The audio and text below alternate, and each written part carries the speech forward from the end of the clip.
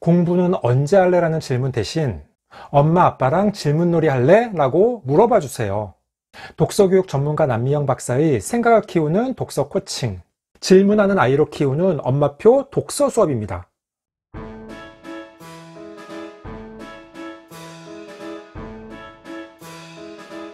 안녕하세요. 반갑습니다. 초등교사 해피 이선생입니다. 오늘 제가 소개할 책은 한국독서교육개발원 원장이신 남미영 선생님이 쓴 질문하는 아이로 키우는 엄마표 독서 수업입니다. 김영사에서 2020년 2월 나온 신간이고 책 가격은 14,800원, 책의 분량은 295쪽입니다. 일단 책의 목차를 보면 프롤로그, 엄마가 질문하면 아이는 생각의 날개를 단다와 총 5장으로 구성되어 있습니다. 1장, 12살 이전에 질문 능력을 길러야 하는 이유. 2장, 질문을 즐기는 아이로 만드는 12가지 독서법. 3장, 책의 종류에 따라 다른 질문법과 타이밍. 4장, 엄마의 질문 스타일은 아이의 인생 스타일. 마지막 5장, 엄마 아빠랑 놀면서 하루 15분 질문놀이입니다. 먼저 이 책은 프롤로그가 8쪽으로 상당히 깁니다. 프롤로그의 제목이 엄마가 질문하면 아이는 생각의 날개를 단다이고 총 5가지 소제목이 있습니다. 소제목을 순서대로 읽어드리면 아이들은 부모와 다른 세상에 태어났다. 책을 읽지 않고는 질문의 세계로 들어갈 수 없다. 질문 지능을 깨워주는 독서 방법은 따로 있다. 질문 교육은 가정에서 시작된다. 미래형 두뇌를 가진 자녀를 원한다면 질문형 엄마가 되자입니다. 그것을 간단하게 정리해보자면 아이들이 살아갈 세상은 부모가 살아온 세상과는 완전히 다릅니다. 지금은 흔히 4차 산업혁명의 시대라고 하며 인공지능 AI의 활용이 활발해지고 교육계에도 혁신의 바람이 불고 있습니다. 기계가 갖지 못한 인간의 고유한 능력은 질문이고 그 질문을 잘하기 위해서는 책을 읽어야 한다는 것입니다. 그리고 그러한 질문 지능을 깨워주는 독서 방법은 적극적인 독서 과정에서만 일어난다는 것입니다. 또한 질문 교육은 가정에서 시작되며 4차 산업혁명 시대에 필요한 미래형 두뇌를 가진 자녀를 원한다면 엄마가 먼저 질문형 엄마로 바뀌어야 한다는 것을 이야기하고 있습니다. 이 책은 총 5장으로 구성되어 있는데 그럼 본격적으로 각 장마다 하나의 주제씩만 소개해 보도록 하겠습니다. 먼저 1장은 12살 이전에 질문 능력을 길러야 하는 이유입니다. 여기서는 모두 9가지 주제를 소개하고 있는데 그 중에서 5번째 주제, 질문은 자존감을 높인다를 소개하겠습니다. 학교에 가면 학생들은 교사의 질문에 답해야 한다. 수많은 질문 연구 보고서가 자존감이 높은 아이들은 질문을 자주 하고 자존감이 낮은 아이들은 질문을 하지 않는다라고 발표하고 있다. 질문은 겸손과 자존감의 흔하지 않은 조합이다. 질문은 자신이 모른다는 것을 받아들일 만큼 겸손하고 모른다는 것을 다른 사람 앞에서 인정할 만큼 자존감 있고 용감한 행동이기 때문이다. 자기를 사랑하는 것만이 자존감은 아니다. 진짜 자존감은 타인을 제대로 보고 평가할 줄 아는 데서 출발한다. 그래서 자존감이 낮은 사람은 나르시시즘에 빠지기 쉽다. 심리학자 안나 프로이트의 말이다. 맞습니다. 학교에서 교사도 질문을 하고 아이들도 질문을 합니다. 그런데 그 질문에 어떻게 반응하는지에 따라 자존감에 영향을 미친다는 것입니다. 우리가 흔히 어릴 때 학교에서 선생님이 질문을 하면 그 답을 모를 경우에 고개를 푹 숙이고 선생님과 눈을 마주치지 않으려고 했던 경험이 아마 다들 있을 겁니다. 이처럼 질문은 우리 일상생활 속에서 자존감에 관여한다는 것입니다.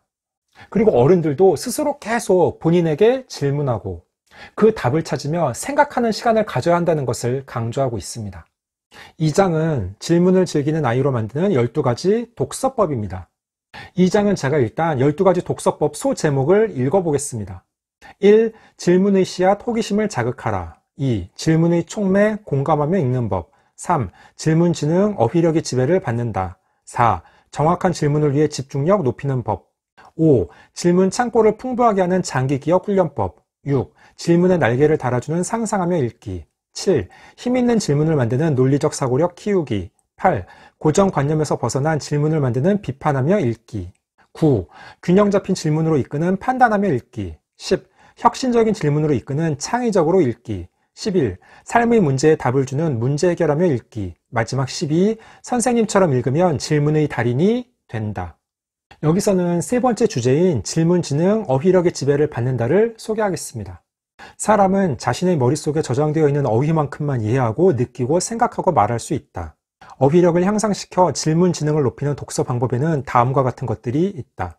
첫째, 전래동화를 읽어줄 때 고급 어휘는 조금 높은 톤으로 읽어준다. 둘째, 책을 읽다가 모르는 어휘가 나올 때는 짐작하며 읽기를 권한다. 셋째, 아이가 대명사로 질문하면 엄마는 구체어로 답변한다. 어휘력은 아주 중요합니다. 이건 아이들뿐 아니라 성인에게도 해당합니다. 본인이 아는 어휘만큼 생각하고 표현할 수 있습니다. 특히 초등학교 시기는 어휘력이 폭발적으로 늘어나는 시기이기 때문에 아이들이 다양한 어휘력을 습득할 수 있도록 옆에서 부모님들이 도와주셔야 됩니다. 그 가장 좋은 방법이 독서이고 구체적인 3가지 방법을 소개하고 있는 것입니다. 3장, 책의 종류에 따라 다른 질문법과 타이밍에서는 모두 12가지 종류의 책과 그에 맞는 각각의 질문법을 소개하고 있습니다. 여기서는 요즘 아이들 독서의 대부분을 차지하고 있는 만화와 그 질문법을 소개하겠습니다. 4번째 주제, 만화, 글쓰기의 기쁨을 알게 하는 질문법입니다. 동화책을 읽는 것과 만화책을 읽는 것은 아이들에게 제공하는 기능이 다르다. 만화 독서를 할 때에는 문자 독서를 할 때보다 어휘학습의 기회가 줄어든다. 이런 만화의 단점을 장점으로 바꾸는 읽기와 질문 방법이 있다. 만화의 교육적 단점을 장점으로 바꾸는 질문이다. 첫째, 의성어와 의태어를 단어와 문장으로 바꾸게 한다. 둘째, 만화를 동화로 만들어보는 활동을 한다. 예를 들어 동화책에서는 계백장군은 번쩍이는 갑옷을 입고 늠름한 걸음걸이로 준마에 올라 적진을 향해 쏜살같이 달려갔다는 12개의 단어로 구성된 문장으로 계백장군의 모습이 표현되지만 만화에서는 싱이라는 의성어 하나로 표현된다는 예시를 들고 있습니다. 이것도 맞죠. 만화는 의성어와 의태어를 많이 사용합니다. 그러니까 아이들이 줄글로 된 동화책을 읽으면 장면을 상상하며 책을 보게 되는데 만화책은 그림 중심이기 때문에 쭉쭉 보게 됩니다. 그래서 의성어와 의태어를 구체적인 단어와 문장으로 바꿔본다거나 만화를 동화로 만들어보는 활동은 의미가 있을 것입니다. 그리고 이와 유사한 활동들이 초등 고학년 국어 교과서에 나옵니다. 시를 읽고 자신의 경험이 드러나도록 표현을 바꾸어 본다거나 극본을 이야기글로 나타내고 이야기를 시로 나타내는 등 갈래를 바꿔보는 활동을 해봅니다. 그러니까 집에서도 아이들과 함께 이런 활동들을 해보는 것이 도움이 될 것입니다. 4장, 엄마의 질문 스타일은 아이의 인생 스타일에서는 모두 9가지 질문 스타일을 대조해서 소개하고 있습니다. 닫힌 질문과 열린 질문, 객관형 질문과 주관형 질문, 고정형 질문과 성장형 질문, 티칭형 질문과 코칭형 질문, 부정형 질문과 긍정형 질문, 명령형 질문과 배려형 질문, 경쟁형 질문과 공감형 질문, 정보형 질문과 성찰형 질문, 나쁜 질문과 좋은 질문입니다. 여기서는 4번째 주제인 티칭형 질문과 코칭형 질문을 소개하겠습니다. A. 서울은 인구 밀도가 세계에서 몇 번째로 높은 도시인가? B. 서울은 인구 밀도가 높은데 왜 그런지 알아볼까? 이 두 질문의 차이는 어떤 것입니까? 과연 어떤 질문이 티칭형이고 어떤 질문이 코칭형일까요? 바로 A. 서울은 인구 밀도가 세계에서 몇 번째로 높은 도시인가가 지식을 가르치려는 티칭형 질문이고 B. 서울은 인구 밀도가 높은데 왜 그런지 알아볼까가 스스로 답을 찾게 도와주려는 코칭형 질문입니다.